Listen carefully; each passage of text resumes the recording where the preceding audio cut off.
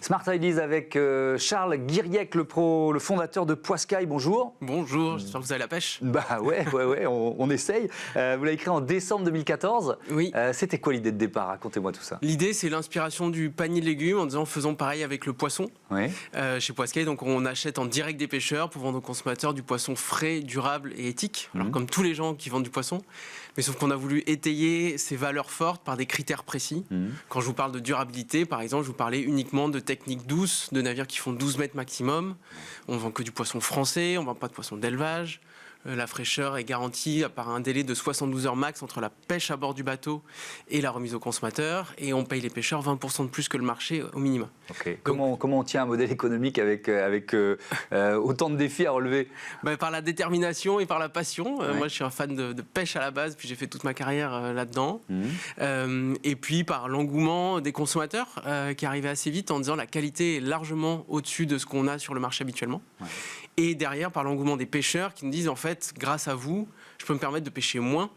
Parce que, en fait, comme vous me garantissez des prix fixes toute l'année plus élevés que le marché, en fait, je peux prendre à un moment la décision de ne pas sortir en mer demain parce que la météo est un peu limite, etc.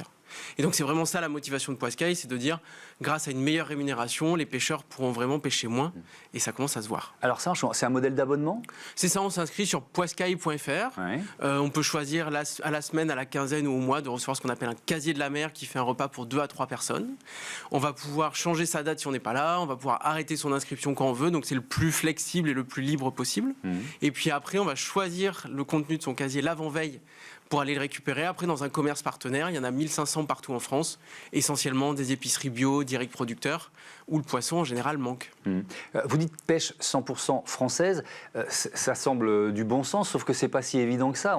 Dans le poisson consommé en France, il y en a combien qui viennent de pêcheurs français? À peine un tiers de ce qu'on mange en produits de la mer, donc si on inclut les coquillages et les crustacés, est produit en France. Et si on regarde le poisson, ça monte quasiment à 80% d'import. Alors ça peut venir d'Europe, mais ça peut venir aussi beaucoup plus loin. Le saumon vient de Norvège en majorité, et après ça peut venir d'encore plus loin. Comment vous garantissez la livraison de poissons frais? Il doit y avoir un petit défi logistique quand même derrière ça. Il y a un défi logistique, mais c'est grâce aussi à cette inscription en avance. C'est-à-dire que nous, on connaît les volumes qu'on va pouvoir livrer. Donc contrairement à un poissonnier qui ouvre un étal et qui ne sait pas exactement ce qu'il va vendre, nous on sait ce qu'on va pouvoir écouler, donc on peut prendre aux pêcheurs uniquement ce dont on a besoin. Et ensuite, après, on fait tout au plus court. En disant, voilà, la pêche du dimanche, elle part le mardi, la pêche du lundi, elle part le mercredi, etc. Pour le consommateur, ça fait un choix qui est peut-être pas aussi pléthorique que sur un étal. Mais si on va avoir cette garantie de fraîcheur, de techniques de pêche vertueuses et de bonne rémunération de producteurs, on n'a pas trouvé de meilleure solution. Ouais. Poiscaille a levé 8 millions d'euros, c'était au mois d'octobre dernier, il y a à peu près 6 mois. Avec quel objectif? L'objectif, c'est d'aller atteindre 50 000 abonnés. Aujourd'hui, on a 20 000 abonnés actifs chez Poiscaille. 50 000, ça nous permettra de toucher 10% de la flotte française. Donc aujourd'hui, on a 250 pêcheurs partenaires qui bénéficient des bons prix de Poiscaille toute l'année. L'objectif, c'est de dépasser les 500 pour voir l'impact sur leur activité, voire sur l'état des stocks. On se dit que Poiscaille est peut-être un peu la solution à la surpêche. On aimerait bien le démontrer avec les scientifiques qui commencent à s'intéresser à nous.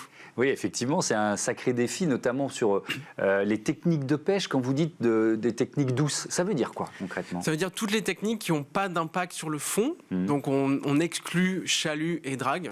Vous voyez, chez Poiscaille, par exemple, il y a très peu de langoustine, qui est essentiellement pêchée au chalut en France.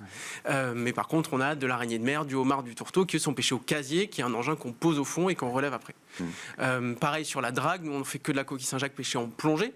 Donc les pêcheurs mettent des bouteilles et puis attrapent les coquilles une à une, au lieu de racler les fonds et d'arriver à emporter les coquilles, mais aussi tout le reste. Et après, les techniques douces, elles ont l'avantage aussi d'être sélectives, c'est-à-dire qu'on attrape que ceux qu'on a ciblés et on ne rejette pas de poissons morts à l'eau. En plus, Poiscaille a un comportement vertueux là-dessus, c'est de dire, nous, on prend toute la pêche des pêcheurs et on ne prend pas juste les bars, les sols et turbos, et puis le reste, tu le remets à l'eau. Et donc, ça permet d'éviter tous les rejets que peuvent générer les autres techniques de pêche.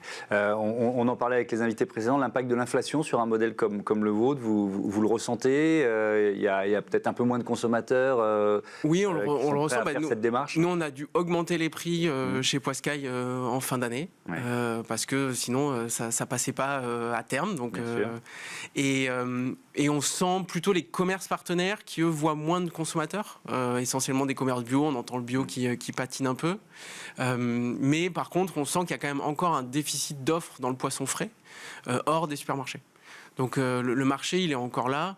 Et les consommateurs qui ont envie de s'impliquer et de financer la transition avec leur consommation, je pense qu'il y en a encore un petit peu. Il y en a encore évidemment beaucoup. Merci beaucoup Charles Guiriec et on souhaite évidemment bon vent à Poiscaille et à vos pêcheurs partenaires. Voilà, c'est la fin de ce numéro de Smart Impact. Merci à toutes et à tous de votre fidélité. À demain.